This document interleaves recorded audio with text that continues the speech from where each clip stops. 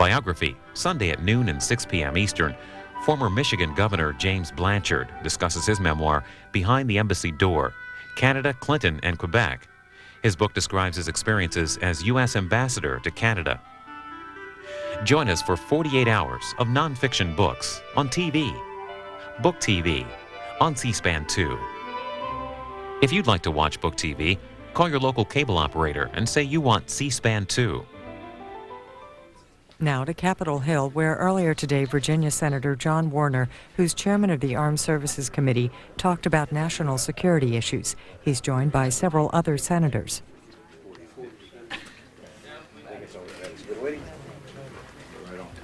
I almost took over the chairmanship. That's all right. We almost had a vote. Thank you very much for joining us. The committees of the Senate have been moving along on a parallel track as we've been handling this very important matter pending on the floor of the impeachment process. The press statement you have before you gives you a general outline of the progress that we've made in the Armed Services Committee. I'm very pleased today that we completed the markup on two bills relating to pay and retirement benefits. This afternoon we'll have a vote to report those bills to the floor. Tomorrow we'll address the very serious and rapidly evolving issues in Iraq. Next week, a worldwide strategy and threat review, and on it goes with the Secretary of Defense coming in his normal rotation order after addressing the House. With me this morning are members of our committee, and I'd first like to invite our distinguished former chairman, the chairman emeritus, Mr. Thurman, to say a few words. Mr. Thurman. Thank you. I'm not here to announce I'm going to take the chairmanship back. I'm delighted to be here. John Warner is making an excellent chairman, and we're proud of him. I just want to say to you that we have the finest military in the world, and I want all of it to help us keep it. Thank you very much, Senator Thurman. The initial objectives of our committee are, of course, with the pay and retirement, which we'll discuss. Chairman Allard of the subcommittee will give you details. But the entire committee is first want to pay its respect and gratitude to the chairman and other members of the Joint Chiefs for showing a measure of courage unprecedented in appearing before our committee last September and again several weeks ago to describe their top priorities. Among them, of course, foremost was the pay and retirement, but also the need for additional defense spending. The Republican leader, Senator Lott, members of this committee, and others have constantly in the past 6 months brought to the attention of the administration the desperate need to stop for the 14th year a decline in defense spending. And now we're pleased that the President at long last has recognized this, and that with the Secretary of Defense and the Chairman in their posture statements, they will be advocating a level of increased spending. I and other members of the committee as yet are not satisfied with that level.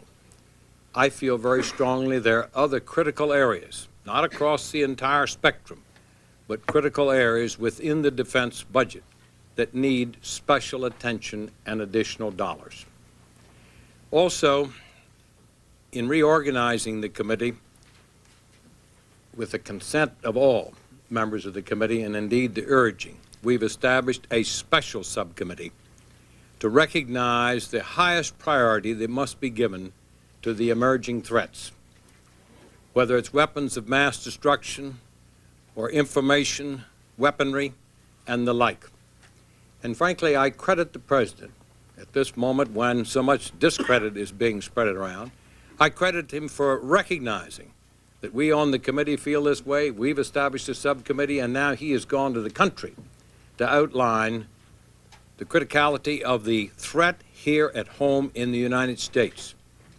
We've got to focus within our own borders as to these threats. And momentarily I'll call on the new chairman of that subcommittee. Senator McCain is a senior member of our committee, and in his capacity as chairman of the Commerce Committee could not be a subcommittee chairman. But Senator, perhaps you could set the tone for this press conference. Thank you very much, Chairman Warner and Senator Thurman and all my colleagues. I'll be very brief. The President gave an hour and 17 or hour and 25-minute speech the other night to the nation. He had one line in it concerning Kosovo, where if you look at the papers this morning, there is now an administration proposal to send American troops. There was no line about Korea, where the Korean talks have just broken down again, and the Koreans are hell-bent on developing a nuclear weapon and are refusing inspections and refusing to comply to the NPT, to which they are signatories. We're now in a cat-and-mouse game with Saddam Hussein, where almost daily our pilots and crews are exposed to danger from Iraqi surface-to-air missiles, remembering that we struck Iraq because of the failure to allow our United Nations inspectors to inspect. Does anybody believe that the inspectors will be back anytime soon? Instead of striking the command and control in the air bases where these threats to our American pilots originate, we are now doing what was reminiscent of what we did in another conflict a long time ago, and that is some kind of graduated response, which sooner or later will lead to the loss of an American airplane and pilot unless we stop this threat from where it originates. And here we are, with a military that recently, one of the best examples, that is not prepared. Recently, the USS Enterprise deployed to the Persian Gulf area short 700 trained and qualified personnel. Pilots are leaving the military faster than we can train them. Our recruiting goals are being lowered, both as far as numbers as well as quality. And we are in trouble as far as national defense is concerned. This administration has conducted a feckless photo-op foreign policy, and I am grateful that the chairman of the Joint Chiefs and others came over and asked for additional funds. Those additional funds are not there completely in the President's request, and as usual, we're seeing the shell game of $4 billion due to inflation costs, $4 billion due to fuel savings. Really, there's an increase of about $4 billion, which is far below what the chairman of the Joint Chiefs and the Joint Chiefs said was absolutely minimal for them to be able to carry out their mission. What we have done in the committee is a first step in trying to restore the morale and readiness of our armed forces. The first priority that the military asked for was a restoration of the 50% retirement system. We have 11,000 enlisted families in the United States military on food stamps today. That's a disgrace, and we've got to stop it, and we have to remedy that. I hope the administration will give its wholehearted support rather than its half-hearted and dilatory support of the compelling requirements of the military. I've talked too long. I want to thank our chairman. I want to thank Senator Thurman and all members of this committee for their efforts in trying to rectify a compelling national security issue, which, if not cured, will lead to a needless expenditure of American blood and treasure.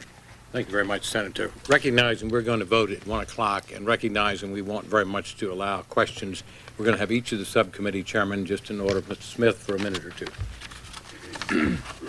Thank you very much, Mr. Chairman.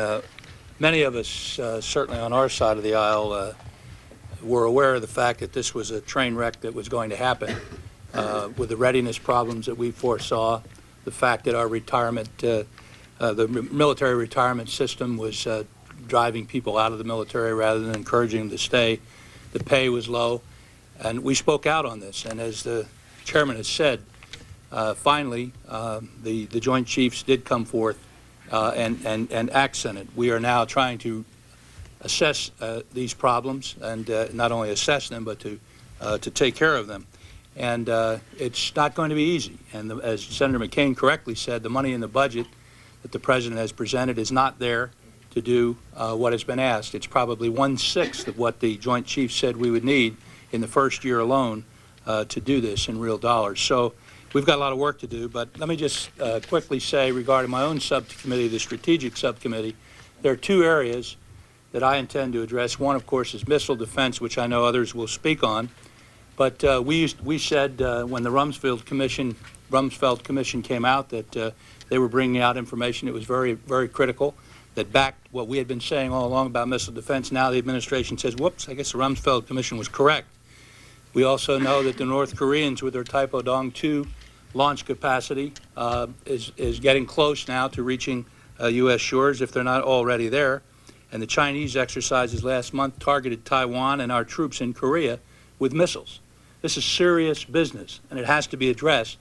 And I intend to address it, and I know my colleagues as well, with appropriate hearings. We do have a piece of legislation, which is a good one, which has bipartisan support with Dan Inouye and Thad Cochran. We intend to address that bill quickly and get it passed, I hope. Finally, on the one other issue, you know, the 20th century was a century that saw air power, as Senator McCain well knows, become the dominant force in our military activities in the 20th century. But as we move into the 21st century, we're going to have to be looking at space power and control of space and the assets of space. This administration has been lacking in that regard, and I intend to be holding some hearings on space power and how important that will be to the 21st century. Thank you, Mr. Chairman. You mentioned the ABM treaty. We'll be taking a look at that. We will be looking at the ABM treaty as to whether or not the ABM treaty in any way interferes with the capacity of the United States of America to defend itself, either with a national missile system or even with theater systems. Thank you. It's imperative that Russia recognize that we have to have paramount our own security, and we as a nation are now threatened by missile systems and other nations in Russia. Jim Imhoff. Thank you, Mr. Chairman. I think everyone realizes that what happened this morning and what we're planning to do is critical. But, you know, it's just a small part of the problem. It's which is hemorrhaging the most right now. I think probably this is what's hemorrhaging the most, because we're losing our talented young people out of the services by droves and by numbers and percentages unprecedented. So it's significant that they get the message loud and clear, which I'm sure you will share with them, that we're doing something about it, and we're going to do it very quickly. However, equally of concern is our modernization program, our force strength. Right now we're at 60% of the force strength that we were in 1991 in I believe, in a world that is more threatening than it was at that time. I passed out a news release that does have some of the details in it, but I think it's very important for us to realize that the crisis that we're facing, it goes far beyond how we're going to handle the personnel situation. I was disturbed after 77 minutes of the State of the Union message that there are 90 seconds devoted to the most critical and serious problem facing this nation. That's what's happened to our defense system. And I would have to say also, Mr. Chairman, you mentioned the ABM treaty. Even the architect of that ABM treaty, Henry Kissinger, said this is no longer the environment where you have two superpowers, but you have a proliferation of weapons of mass destruction along with the missiles to deliver them. And he said, and this is a quote, he said, it's nuts to make a virtue out of our vulnerability. So we're going to have to get up to the point where the chief said we have to be, and that is an additional $25 billion a year over the next 6 years. Is that attainable or is it not attainable? It's not nearly the challenge that we had back in 1980 when, using today's dollars, we had to actually increase it by $250 billion over that same 6-year period. So it's doable. It's got to be done. Senator?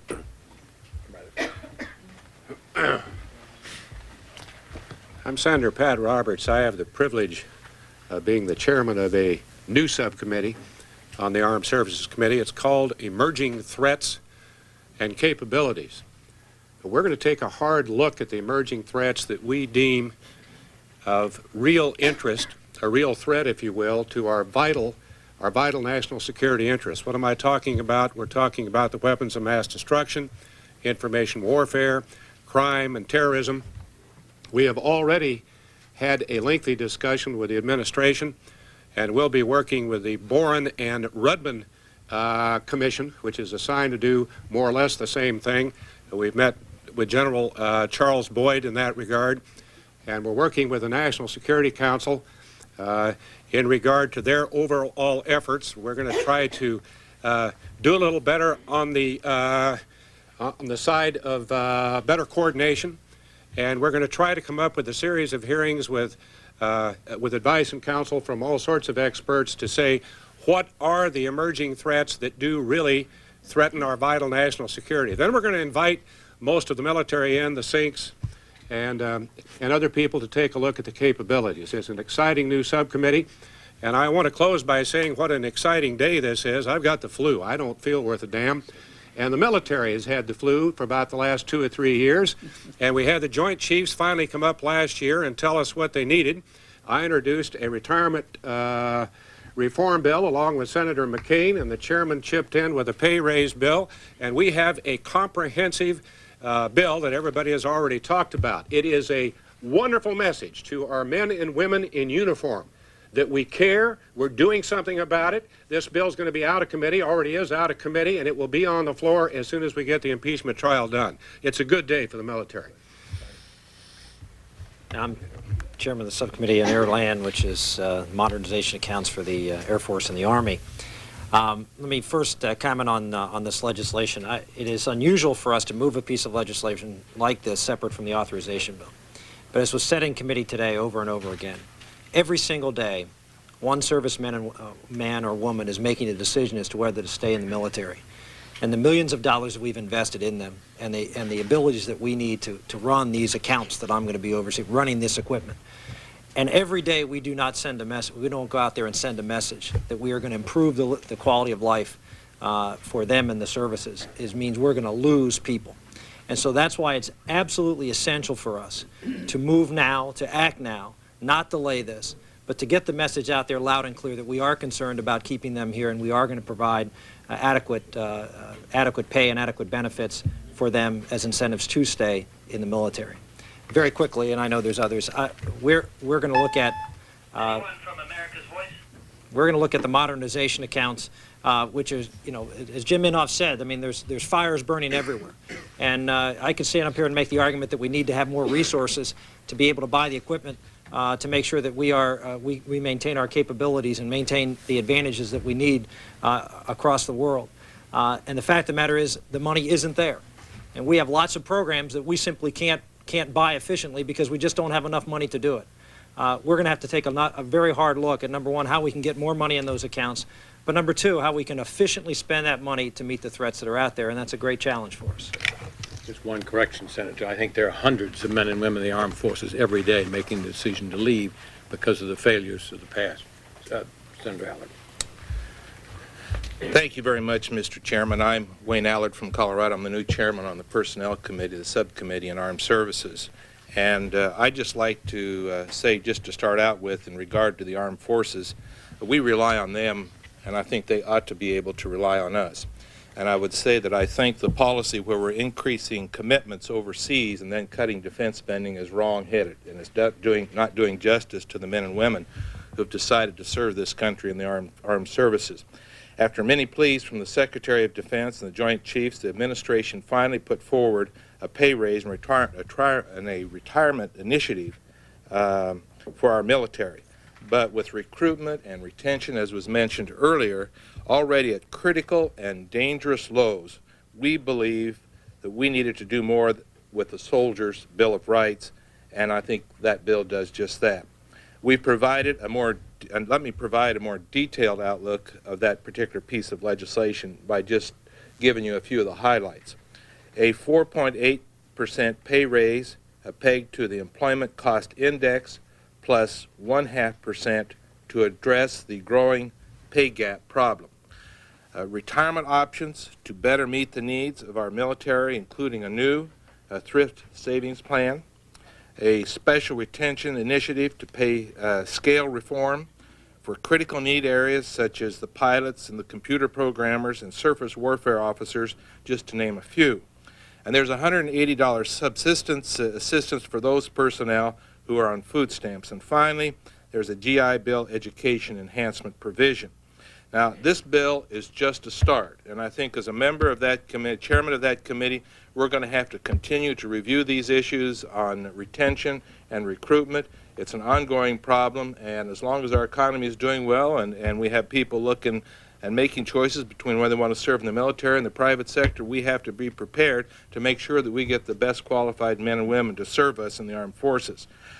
I will emphasize that as a member of this subcommittee, I think an additional function of ours is oversight, and we're going to continue to follow these issues closely. I think it's an important function, and I am looking forward to serving and working with the chairman and other members of the Armed Service Committee. Thank you very much, Senator.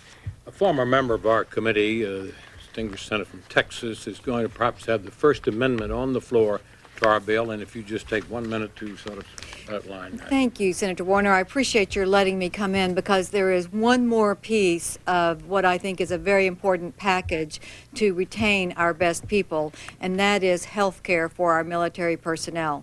If I am visiting Dyess Air Force Base in Abilene, or I am in Saudi Arabia or Bosnia visiting with our troops, the number 2 complaint that I get after pay and retiree benefits is health care. They are worried because their families at home are not getting the health care that is what we have promised to our personnel, and certainly not the health care they deserve. So I will have an amendment that I will be working with the committee to put forward that would take some first steps to make sure that TRICARE, where TRICARE is in place, does meet the standard, and we give reimbursements enough that doctors are willing to be a part of TRICARE, as we also work on the issue of a downsized military, a downsized health care facility in our military, but with a level number of people who deserve the health care benefits.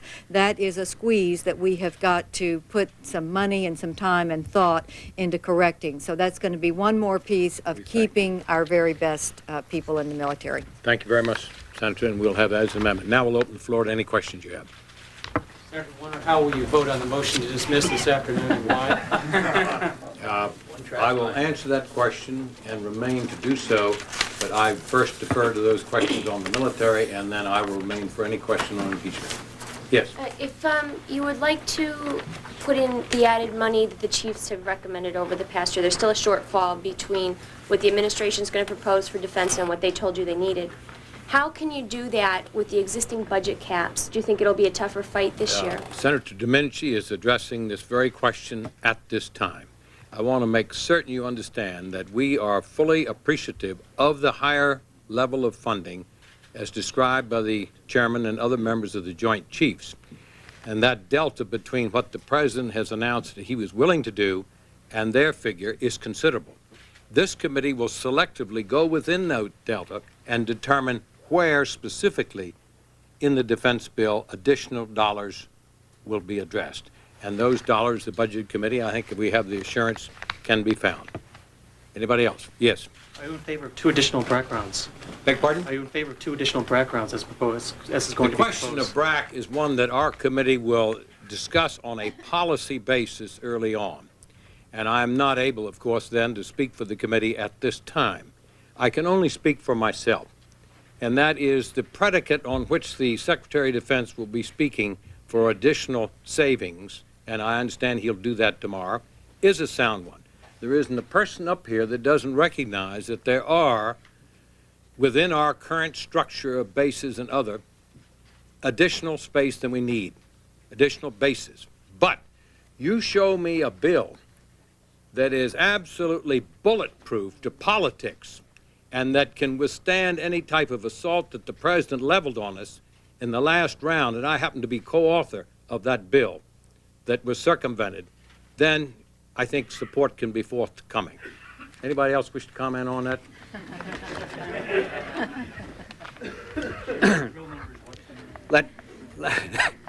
Let me just say that it's part of an overall challenge that we face, and I think the chairman and the committee is going about it the right way. First, we've got to restore the morale and the personnel problems that plague the military, to modernize the force. But we also have to restructure our military in order to meet the post-Cold War challenges, and we also have to do our part to reduce unnecessary spending. Everyone agrees that there are bases that need to be closed, and everyone knows that unless we do that, billions of dollars are going to be expended to keep those bases operating that are otherwise would be used for much higher priorities in the defense establishment. There is legitimate anger on the part of Congress over the way the last base closing commission was treated because of McClellan and Kelly, because of those two bases. There is no doubt that there is the politicization of that process, which aroused great anger, especially, I might add, amongst some of our colleagues from Texas and California. But the point is, we can pass a bill that begins after the first base closing, there has to be two of them, can begin the year 2001 with a new administration and can put in sufficient safeguards so this process is not politicized. And let me just finally sum up. We have no credibility if we don't have a base closing commission, because we're willing, for the sake of hometown or home state politics, to allow a wasteful and unnecessary spending to go forward when we are claiming that we are zealously spending and most efficiently spending the taxpayers' dollars. Thank you very much, Senator. Any other questions on defense? If not, I'll acknowledge your question. Thank you, John. Yes, thank you. Yes, just yesterday, Secretary of State Albright said that there is a question now whether or not troops will be sent to Bosnia in a peace settlement. In Kosovo? Excuse me, in Kosovo. All right, I'll speak to that issue.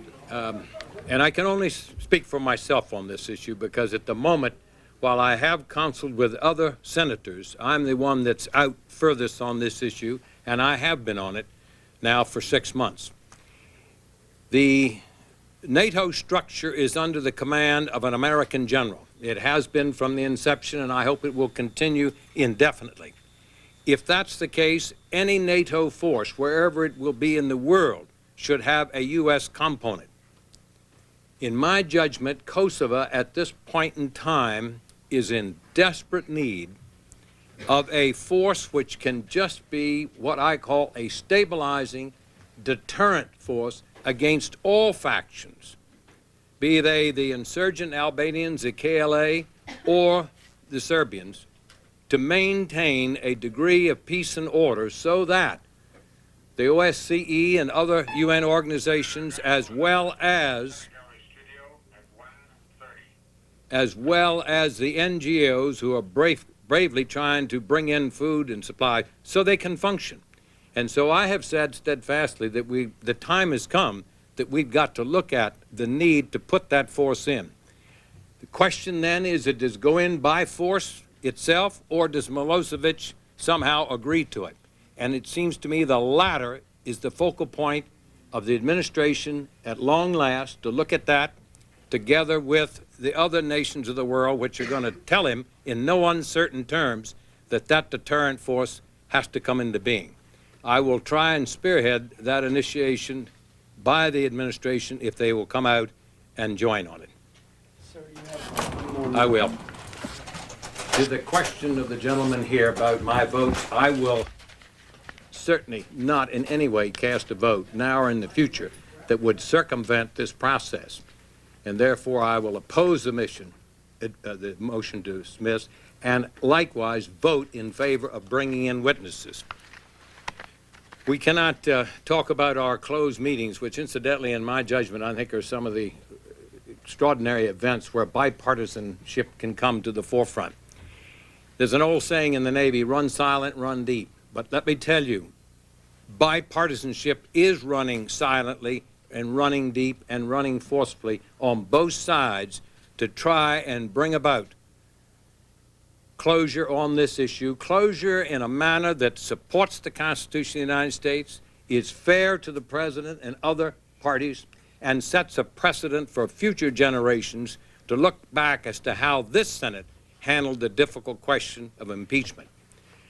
I feel very strongly, were we not to allow witnesses, we would be setting a precedent whereby a future Congress could threaten a president with impeachment and deny him, based on this precedent, the ability to bring forth witnesses in his defense. We could never permit that. The political process in this country, in my brief 21 years in the Senate, is becoming more and more difficult for any candidate, whether it's for that Congress or for the presidency, to get into office and indeed maintain themselves in office, given the crossfire of partisanship, the ever-increasing amount of money in politics, and a lot of other things that make it far more difficult to maintain office today. We've got to draw and make it very clear the division lines between the executive and legislative branches, and to make certain that the executive branch is secure from an imbalance and a challenge by the legislative branch in a future impeachment proceeding. Senator, that sounds like a man who doesn't think these charges should have been brought in the first place. Am I reading you wrong? You're reading me wrong. Any other question? Thank you very much. Can you tell us any more details about the role that you and Senator Snowe have been playing in trying to... The majority leader has designated a group of senators to look at a series of possibilities in terms of finding a fact. I'm one of that group. I urge the leader to do this, and I appreciate his doing so. I want to say that I think both leaders, Republican and Democrat, have showed a great measure of courage and leadership. And indeed, I think there isn't a day that goes